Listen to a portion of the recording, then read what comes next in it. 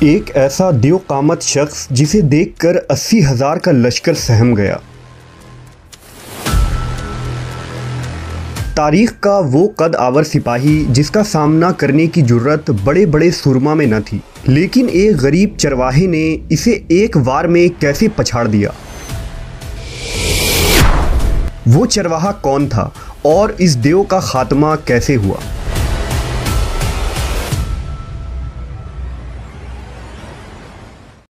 قدیم صحیفوں، روایتوں اور تاریخ میں ایسے انسانوں کا ذکر ملتا ہے جو پہاڑوں جیسی بلند قد و قامت رکھتے تھے، جنہیں ہم آج جائنٹس کہتے ہیں، جن میں قوم عاد، اوج بن انق، جبارین اور نیفیلیم جیسے نام مشہور ہیں۔ یہ دیو دراصل کوئی الگ مخلوق نہیں بلکہ انسانوں کی طرح خد و خال اور بناوٹ کے مالک تھے۔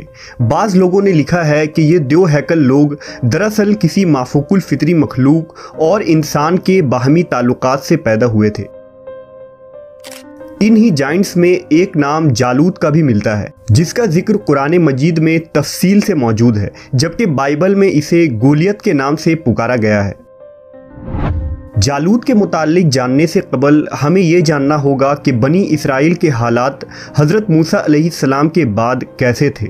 بنی اسرائیل کا نظام یوں چلتا تھا کہ ہمیشہ ان لوگوں میں ایک بادشاہ ہوتا تھا جو ملک کے نظام کو چلاتا، اور ایک نبی ہوتا جو نظام شریعت اور دینی امور کی ہدایت و رہنمائی کیا کرتے تھے۔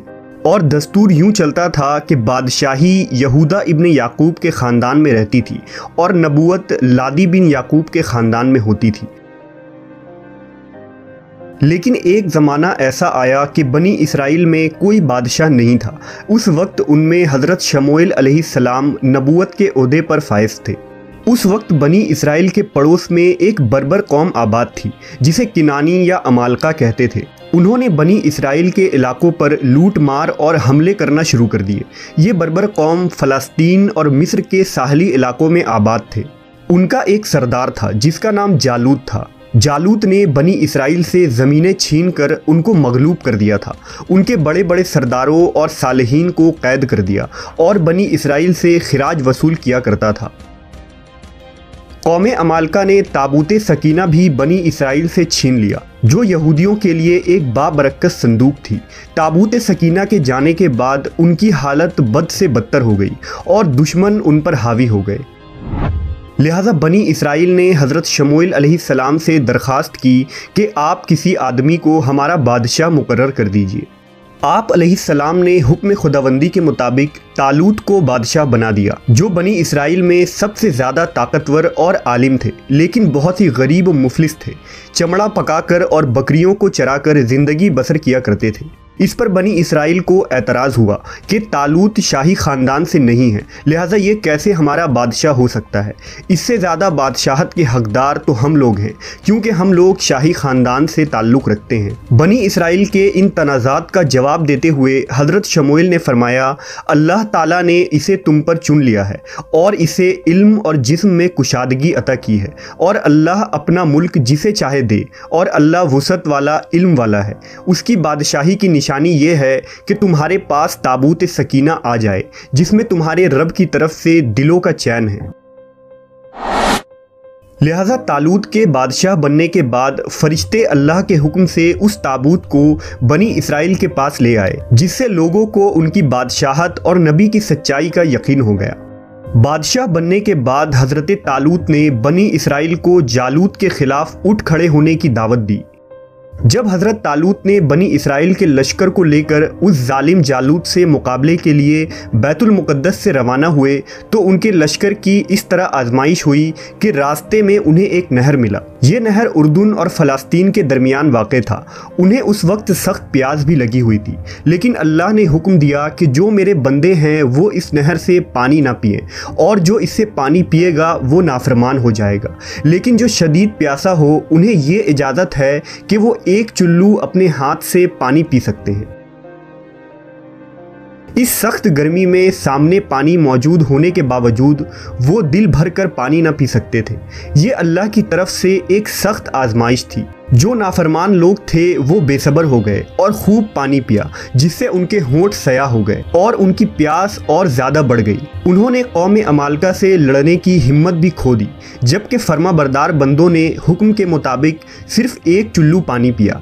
ये एक चुल्लू पानी ही उनके लिए काफ़ी हो गया और उनकी प्यास बुझ गई। एक कौल के मुताबिक लश्कर तालूत की तादाद 80,000 थी, जिसमें सिर्फ 313 लोगों ने अल्लाह की इताअत की और पानी न पिया। इस मुनासबत से हज़रत मोहम्मद सल्लल्लाहु अलैहि वसल्लम ने ग़ज़वा बदर में सहाबा से फरमाया था कि हमारी तादाद हज़रत तालूत बादशाह के लश्कर की जैसी थी, जिसने आपके साथ नहर पार की और दुश्मन पर गलबा पाया था।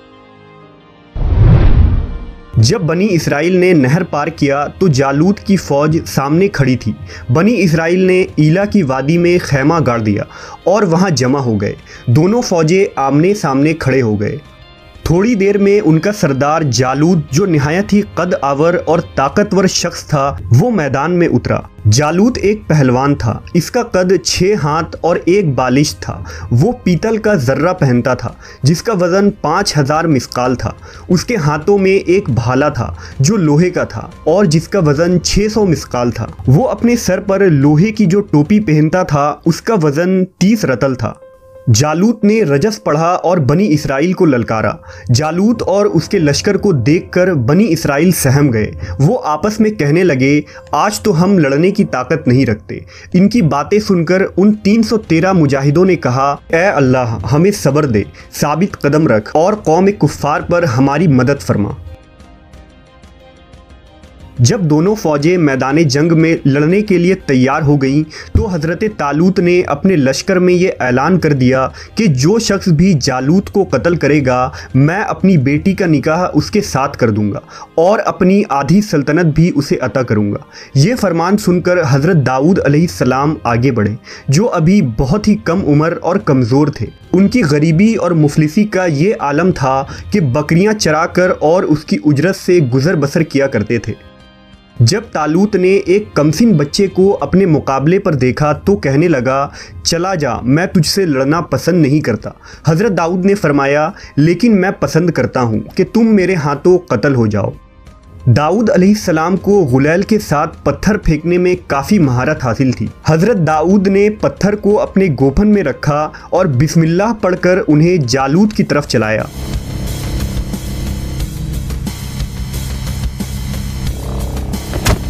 पत्थर तेज़ रफ्तारी से जालूत के नाक और खोपड़ी के दरमियान लगी और उसके भेजे को पास पास करके पीछे से निकल गया। जालूत उसी वक्त ज़मीन पर गिर पड़ा और उसका काम तमाम हो गया। इस पर हज़रत तालूत और बनी इसराइल निहायत ही खुश हुए।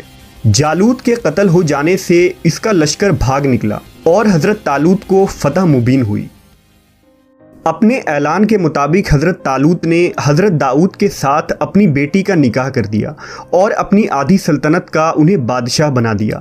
फिर पूरे 40 साल बाद जब हज़रत तालूत का इंतकाल हुआ तो हज़रत दाऊद अलैहिस्सलाम पूरी सल्तनत के बादशाह बन गए। हज़रत शमूएल अलैहिस्सलाम के इंतकाल के बाद अल्लाह ने आपको नबूवत के ओहदे पर फायज कर दिया। हज़रत दाऊद बनी इसराइल के पहले शख्सियत थे जिन्हें बादशाहत और नबूवत दोनों अता की गई थी। हमने देखा कि हज़रत दाऊद के पास न तलवार थी, न ढाल और न भाला, सिर्फ एक गुलेल था जिसे आपने उस देव हैकल जालूत को एक पत्थर से मार गिराया। हज़रत दाऊद और जालूत के इस वाक़े में हमारे लिए सबसे बड़ा पैगाम यह है कि अगर हमारा भरोसा और तवक्कल अल्लाह पर हो तो हम किसी भी मुश्किल से सामना कर सकते हैं। हमें भी हज़रत दाऊद की तरह मुश्किलात और आजमाइशों से घबराने की ज़रूरत नहीं, बल्कि उनका डट कर सामना करना है, क्योंकि जब अल्लाह हमारे साथ हो तो वो हमें हर तरह की लड़ाई लड़ने की ताकत व क़ुव्वत अता कर देता है। शर्त बस ये है कि हम अल्लाह के फर्माबरदार रहें।